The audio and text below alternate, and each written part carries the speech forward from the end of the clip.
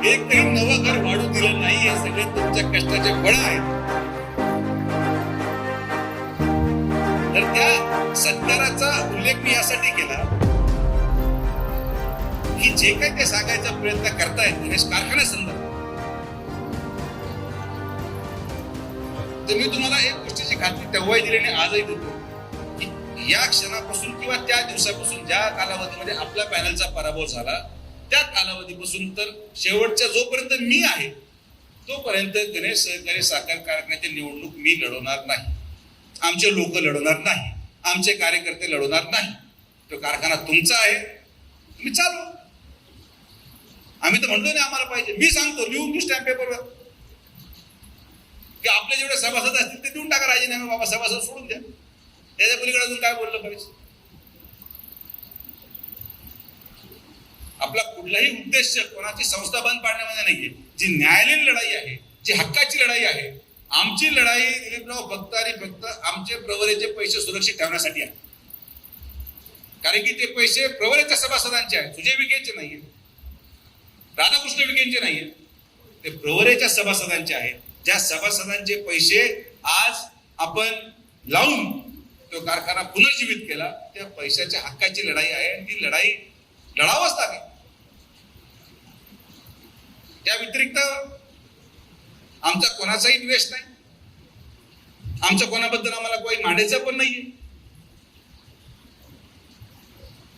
आणि जे आज संगमनेरहून येऊन इथं भाषण केलं की आपला ऊस बाहेरच्या लोकांना घेऊ जाऊ देणार नाही. बाबांनो, आम्ही गणेश कारखाना चालत असताना तुम्ही किती ऊस नेला याचा हिशोब द्या.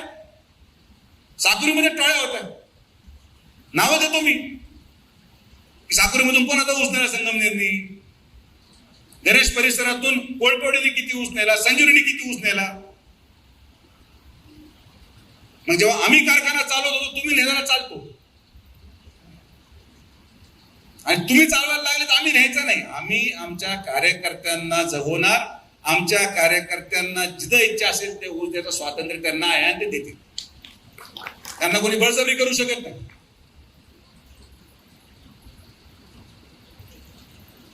तर माझं मी तुम्हाला स्पष्ट सांगतो, माझा वाद कुठल्याही व्यक्तीशी नाही. कोपरगावमध्ये 2 आमदार झाले याचा आनंद मलाच आहे. त्यांना संधी मिळाली, त्या संधीचं सोनं त्यांनी करावं, तालुक्याच्या विकासासाठी करावं. गणेश परिसरामध्ये त्यांना वाटतं त्यांना काही योगदान द्यायचंय, देऊ द्या.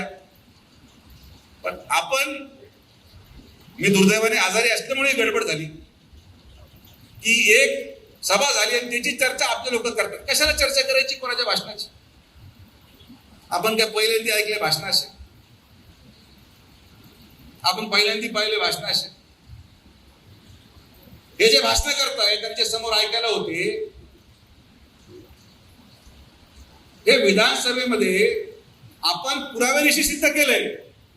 पुराव्यानिशी व्हिडिओद्वारे की कारखान्याचे संचालक आणि कर्मचारी आपल्या विरोधात काँग्रेसचे पैसे वाटत होते.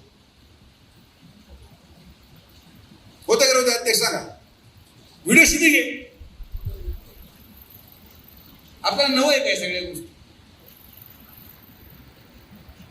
आम्हाला नाही फरक पडत. बाबा तुम्ही सगळी ताकद लावा, जी लावायची लावा. अजून कोणी राहिला असेल त्यालाही बोलून घ्या.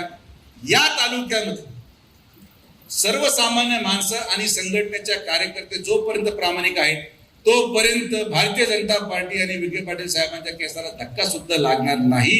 ही ताकद आपली आहे, ही संघटनेची ताकद आहे, ही तुमची ताकद आहे.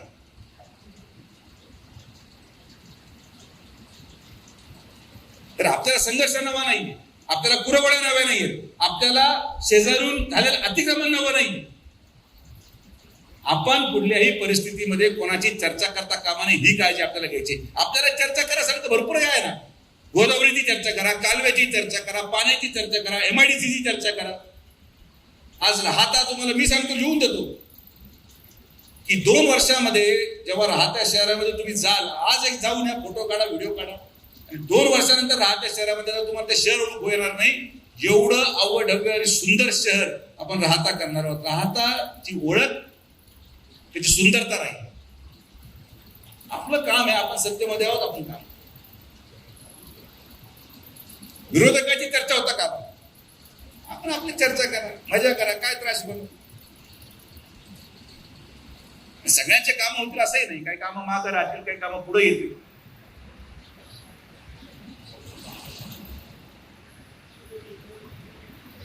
ती सभा संपली आणि मला 2-3 लोकांचे मेसेज आले, नाही दादा काय झालं, ते कसं चाललंय, हे लोक स्टेजवर होते, ते लोक स्टेजवर होते, फलाना होता टिमकरचा सापरीवाला पण स्टेजवर चढला, असं झालं तसं झालं. हा बापू, आणि SIR मध्ये जो ज्या भागात राहतो ना त्या भागात त्याचं मतदान गेलं पाहिजे. साकुरीवाला शिर्डी राहतच नको, राहतावाला साकुरीत नको.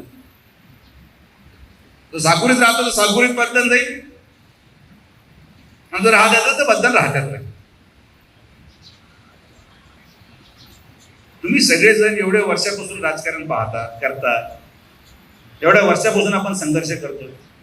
हे काही नवं आहे आपल्यासाठी यार. आपण याच्यापेक्षा मोठे मोठे षडयंत्र उघडून फेकलेले आहे. आज तर सुवर्ण काळ आहे, काही नाही आपल्याकडे. तुमच्या मताचा परिणाम पहा, हे तुमच्या मताचा परिणाम आहे, तुमच्या निष्ठेचा परिणाम आहे. 100 वर्षापासून तर 18 वर्षापर्यंतच्या प्रत्येक निष्ठेचा परिणाम आहे की आज लोकसभेच्या पराभवानंतर देखील नामदार साहेबांच्या नेतृत्वामध्ये आपण या जिल्ह्यामध्ये 12 आपले हक्काचे आमदार महायुतीचे निवडून आणू शकलो. ही तुमची ताकद आहे. याच्या अगोदर जिल्ह्यामध्ये शक्य नव्हतं. 2-3 आमदार असायचे, आज 12 आमदार आपण निवडून आणले. आपले कष्ट आहे, पक्षासाठी आहे, मुख्यमंत्र्यांचं नेतृत्व आहे. हे तुम्हाला काय वाटतं गोदावरी सिटी 300 कोटी कशा आहेत? कारण की आपण जेव्हा मुख्यमंत्री महोदयांना म्हटलं की मुख्यमंत्री महोदय हे आमच्या तालुक्याचं काम एवढं तर झालंच पाहिजे, नाही म्हणू शकले नाही, लगेच सही झाली, सगळे काम.